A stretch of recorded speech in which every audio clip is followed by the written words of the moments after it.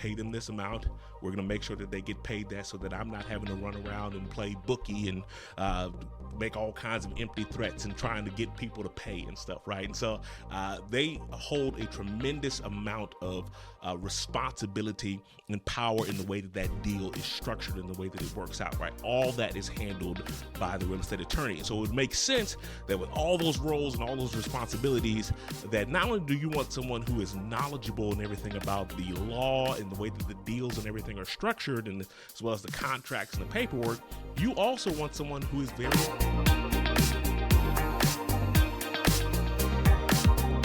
Welcome to the Home Goals Podcast, the ultimate guide for turning your home goals into a reality. I'm your host, Derek Thornton. Join us as we navigate the twists and turns of obtaining a home. We'll be offering expert tips, helping you avoid pitfalls, and championing your journey towards that cherished place to call home. This week's episode was inspired by a recent conversation I had with a friend of mine that brought up the legal side of the real estate process, where they needed some advice from a real estate attorney. That got me to thinking about the fact that I have not done an episode talking into just the role that a real estate attorney plays and how important and crucial they are in the midst of a transaction. It's one of those roles or people in a transaction that many buyers never even think of or don't even realize is a part of the deal until actually they're in the deal, when they're actually under contract. That's when they first become aware of even what the real estate attorney does. And so I want to talk through what they do, how they operate, who picks them, and do you really need one, frankly? So we're going to go through all of that today, just talking about the different roles of our real estate attorneys. So in all of our transactions that we have, most of them, pretty much all of them really, are conducted and kind of orchestrated and put together by a real estate attorney. They handle all the legal aspects of it and everything as well. For us in North Carolina, we have standard realtor contracts that we often use in many of our transactions. And so we don't necessarily need them to write up contracts for us, but that is a role that they do take in some states and some different markets and areas. We basically present them with all the contracts already written up, and it's their job to kind of make sure that everyone kind of stays to their word. And if someone tries to veer outside of that, then they can come in and give legal advice and everything like that, and they often represent the buyer.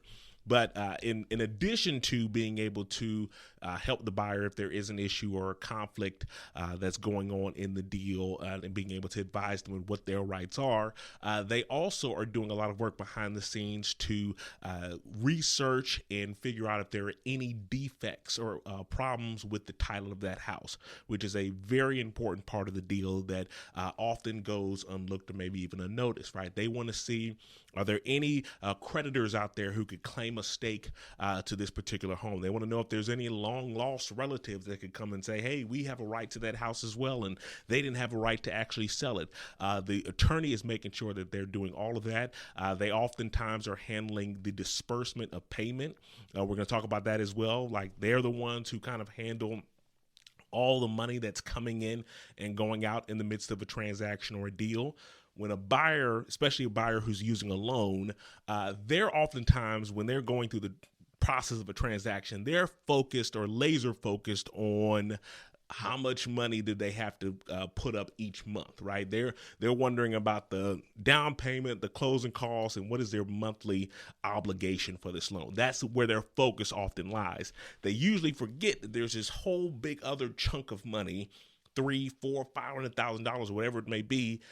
That money also needs to go to the seller, right? The seller isn't expecting to receive their payments on a month-to-month basis based on your mortgage payments. They want all of their money at the closing table, right? And so the money that is coming from the lender, all of that money is being sent not directly to the sellers, it's being sent to the closing attorney, because they're going to handle and make sure that, again, if there's a creditor or someone else out there that has a right to those funds, they want to make sure that they get their money, but then also making sure that the seller has everything as well, right? So they handle the money that is coming from the lender.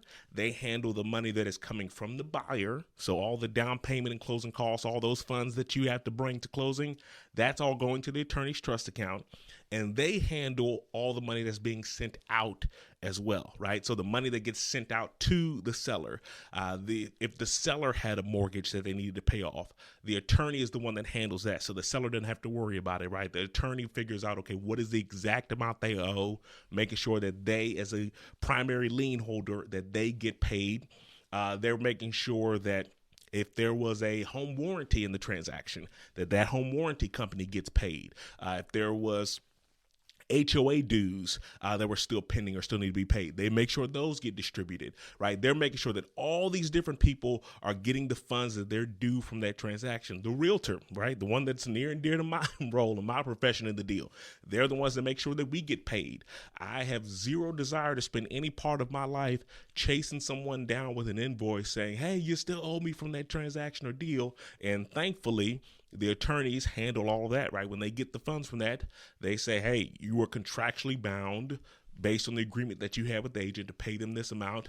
We're going to make sure that they get paid that so that I'm not having to run around and play bookie and make all kinds of empty threats and trying to get people to pay and stuff, right? And so they hold a tremendous amount of responsibility and power in the way that that deal is structured and the way that it works out, right? All that is handled by the real estate attorney. And so it would make sense that with all those roles and all those responsibilities, that not only do you want someone who is knowledgeable and everything about the law and the way that the deals and everything are structured, and as well as the contracts and the paperwork, you also want someone who is very organized, right? You don't want someone who's kind of scatterbrained and all over the place, because that can cause a tremendous amount of issues in the course of a real estate deal when you have someone who is over all of those different things.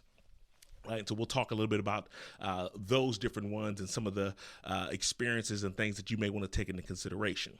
Now, the next question that obviously comes up is, okay, who picks them? How are they decided who gets to go in the deal? Because again, this is a role that a lot of people are not really aware of. And I'm willing to bet if you went to the average person who bought a house and said, hey, who's your closing attorney on that deal? I'm willing to bet they probably still don't know. If everything goes as planned, right? If it's a smooth transaction, a smooth deal, 9 times out of 10, you are not even going to register who the closing attorney was. You're not even going to be thinking about it. All you're going to be thinking about is, hey, we got the house, or hey, everything went as planned and stuff like that. You really only know, unfortunately, you really only know the closing attorney if something goes wrong in the deal. That's when you really get to go into and stuff like that too. But as far as who goes and picks the closing attorney to conduct that transaction, it depends or varies by state, right? So if you look at a state like New York, in New York, everybody has an attorney, right? The buyer has an attorney, the seller has an attorney, the lender has an attorney. Like, it's just all these different attorneys involved in the transaction. And in a lot of deals, they don't even really get to pick their closing date, right? The attorneys tell them, hey, here's when you're closing. We've handled all the contract and everything written up. And so it's a very different relationship in the way that the deals are structured and the way they work out. And a lot of people who move down here are often surprised to see how deals are often structured in North Carolina. So in our state, we're a little more trusting. We don't have typically that many attorneys involved in the deal. We often, in most residential real estate transactions, there's usually only one attorney that is going to be involved in the deal. They're going to be responsible for handling all of the buyer's paperwork and everything like that, as far as what they're getting from the lender, explaining how all that works, making sure that they have a clear understanding, giving them legal counsel and advice if anything goes wrong, or they need some advice on how to handle a certain particular situation or anything like that. And they are also, on the flip side of things, preparing the seller's paperwork. Now, that is usually a much lower role as far as like what they do. And so the bulk of their fee, or their highest fee that they're going to be charging to a client, is usually going towards the buyer, right? What they charge the seller is usually just a fraction of what they're charging the buyer, because their primary role, their primary loyalty, I should say, goes to the buyer. So the buyer is oftentimes the one who picks the closing attorney that handles that entire transaction or deal. The seller still has the opportunity to pick who they want, but they usually just go for convenience sake with whoever the buyer selected, right? Because you don't want to have two, or you like to avoid, if you can, having two different real estate attorney offices trying to communicate. It's just much more likelihood. The more people or more cooks you get in the kitchen, the more likely it is to be issues with the actual dish or the transaction, right? And so it's usually more convenient to just have one office handling it.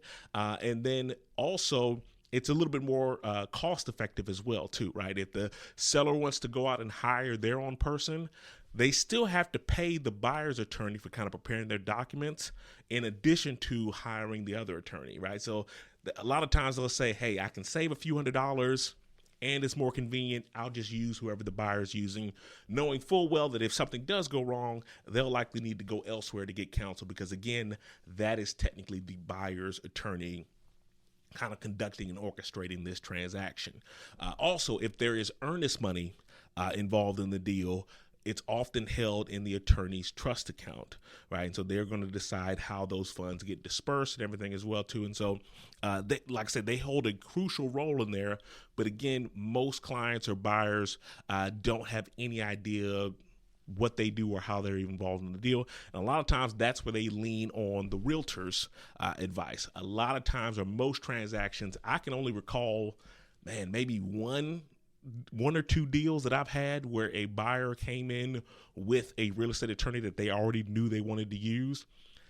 Most of the time, the people I work with, they have no clue. They're like, hey, who are some good recommendations, or who would you advise us to consider using in the deal, and I can give them recommendations of people that I've worked with. And so that's typically how they're selected. And usually when they make an offer on a house, they'll say, hey, we would like to use this particular attorney in the deal or to conduct the transaction, and the seller can kind of sign off on that.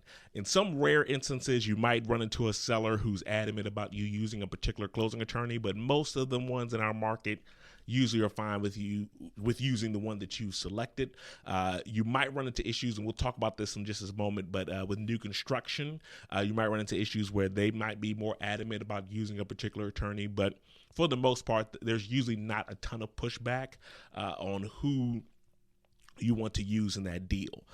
Now, there, again, are always going to be people who are really good at their job and people who maybe aren't so good at their job, right? And so I always tell my buyer clients as well, too, you want to make sure that you are putting someone on that offer, on that contract, who has a good reputation in the marketplace, because that's going to really help your offer stand out as well. That has a little bit to do with the way that your offer looks to the seller. The lender is probably the most important vendor that the seller's going to be paying attention to as to whether or not that deal is going to have some high success. But the closing attorney is still a very important part of that deal, because again, if they are not doing things in the right way or messing things up along the way, it could cause all kinds of issues in the deal. I remember I had one transaction where the buyer, I was working with the seller, and the buyer had selected a closing attorney that was just terrible. They messed up every step of the way. They weren't organized. Like, it was just so many different things that were going on in the deal that they just could not get their act together. And I figured I'd give them the benefit of the doubt and say, okay, maybe it's just this deal that they just aren't on their A game. Maybe it's just with us that they're messing things up and they're not usually this bad. Well, we show up to their office for the closing, which took forever to get there, partly because of some things that were going on in the deal, but in large part too as well because of ways that they had dropped the ball. But we're sitting in their office. And the way their office was set up is they had a couple of rooms for the closings that were taking place. And then my client and I, we went and sat in the waiting room. Now, this was a mom and pop shop type of attorney. And so they didn't have like a receptionist or anything. It was kind of just this particular attorney was kind of handling everything, right? And so they were in the midst of a closing appointment with the door closed when we walked in. And so we just sat down and just kind of sat in the waiting room, just waiting for our appointment turn to be up. And while we're sitting in the waiting room, we hear a woman in the room just screaming at this attorney, like just calling her every name in the book, cursing her out. You were the most unprofessional attorney I've ever worked with. This has been a terrible transaction. I mean, just laying into this attorney, doing all these different things. You're so terrible. You can't do this right. You can't, and just going off. And the attorney, I guess, had decided that she wasn't just going to take this sitting down. So she starts yelling back, right? No, I don't never want to work with you. And you aren't welcome in this office, and just going off, right? And so they're literally just screaming at one another back and forth. And these are some paper thin walls and doors, right? And so my client and I are just sitting in the waiting room, just like, what is happening right now? And I guess it wasn't just us. I guess we weren't the only ones that were having a bad experience with this attorney, right? So she's screaming and laying into her, calling her everything but a child of God,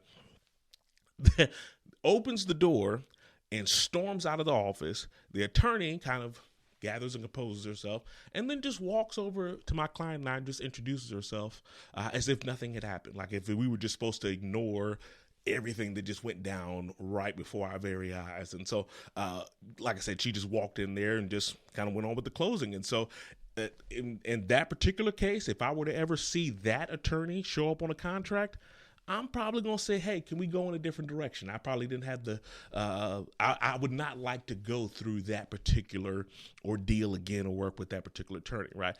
By and large, though, those stories are few and far between. I only have a handful of stories where I'm like, "Ooh, that was a terrible deal because of the closing attorney." Most of the attorneys I've worked with have done a great job, and so I will usually say, "Hey, there's only a few times where I'll step in and say, hey, we might want to go in a different direction with this particular one." But I say that to say that it is important who you select because, again, you want someone who is on top of things, which brings me to my next point, the paralegal that is often involved with a lot of these real estate attorneys. That is also an incredibly crucial part to how the attorney's office operates. My go-to attorney, one of the things that first made me one of his most loyal clients was how well organized and structured his paralegal was. She was always on top of things and continues to be. Every time we have a deal, you want someone who can foresee potential issues and stop them before they ever have a chance at becoming a bigger issue, right? You want someone who can say, hey, closing is coming up in a week and a half. We still haven't heard anything from the HOA company. I know from experience this HOA company is terrible at being communication, right? They're terrible at keeping in touch and giving the invoice for what they're due. We sent the request in for what was owed a couple weeks ago. We still haven't heard back. We might need to start looking at some other channels, right? I might need to reach out to Derek and let him know he needs to go and see if he can go there in person and get a better hold of them there. We might need to see if we can get a hold of the homeowner and see if they can log in, right? They start to figure out solutions to problems before they become issues, right? You don't want someone who waits until the day before closing and then throws all these issues and problems on your desk, right? Oh, yeah, we haven't heard from the HOA company. Oh, yeah, by the way, the lender or the mortgage holder for the seller, they haven't given us the update, right? And so we can't close tomorrow, right? You don't want surprises like that. And the best way to avoid that is by having an attorney's office who is very well organized, structured, and has everything in line. There's too many variables. I've said this before, y'all have heard it from me, but there are too many variables for you to have complete control over everyone involved in a real estate transaction. But the better you are at communicating and making sure you're staying on top of things, the less likely you are to run into issues and having shouting matches with your clients while you're in the closing, right? And so you always want to make sure that you are working with people who are offering the best service possible because, again, at the end of the day, that attorney represents you as the buyer. Which brings me to my point about the new construction as well. You might run into situations, new construction is notorious for this in our area, where they will come into the deal and say, hey, you can get the house at this price at X amount of dollars in incentives or closing costs if you use our preferred vendors, usually including their preferred lender and their preferred attorney, right? They can't require you to use their people, right? That's illegal. They can't say, hey, you have to use this person, but they can try to entice you with some money and say, hey, if you use this attorney, yes, please, yes, give us those funds, whatever, and they have everything set. Again, we kind of have to treat it on a case-by-case basis. I'll always let you know if I've had a really bad experience with an attorney, and if you're in a different market, your agent should always work to do that as well. But the advantage to using the builder's attorney is that they oftentimes have they have a familiarity with that builder, with the lots, and so they can usually do the title search a lot easier. Like, they can do a lot of the things that need to be done in that deal a lot more efficiently because they're familiar with working with that builder. And so I don't usually have a ton of pushback with who the builder is selected for their closing attorney. Definitely not as much pushback as I typically will have with the lender. That can usually be much more of a hot button issue, but usually, in my experience, a lot of times, at least the builders in our area have chosen attorneys that will typically do things pretty well. But you really want to make sure that your person that you're picking, the attorney that you're choosing, at the end of the day, you want to make sure that they're on top of things and that they communicate with you well. You don't want to have someone who you can't get them on the phone, you can't get any answers to any questions, you never know who you're talking to, they got someone different holding your file every other day, and they have to be caught up to speed of what's going on. You don't want to have to deal with all that crap. There's a ton of other issues and problems and things that could pop up in a real estate deal that you're going to have to address. You don't want this to be one of them as well, right? And so it's always important that you go into it with an open mind. Again, that's one of the great things that you should be able to lean on your agent for, is giving you great advice and recommendations for a closing attorney in your area. The other thing, and the last thing I'll mention too, is that you also want to make sure that it is someone who is a real estate attorney specifically. Dealing with residential real estate. There's a lot of times too where sometimes people will come and say, oh, well, my uncle is an attorney. He's not a real estate attorney, but he did pass the bar in the state, and he has bought a couple houses at his home. So he said he'll look over the contracts for me. That's not who you want conducting the transaction. You want someone who is familiar with the way that our contracts are structured, the way that they work, and all those things to be able to conduct the deal, so make sure you have the best representation. See, all the time, realtors are the best at being able to write up the appropriate contracts and disclosures and things that we use in real estate transactions. But on the flip side of things, they are also the absolute best at finding loopholes in those things, right? And so you want to make sure that you have a good attorney in your corner who can make sure that you're protected every step of the way and that you're doing things the correct way, so that if God forbid something does go wrong, you've been doing everything correctly up until that point, and you have offered yourself as much protection as you possibly can. And so that's just a little bit of an insight into it. I'm always happy to talk a little bit more about that as well. But I wanted you all to be aware of someone that is very crucial to a real estate transaction that you may not have even considered or thought of. And so I hope that you find that information helpful. As always, I'm here to be a resource. But have a wonderful week, and I'll talk to you next time.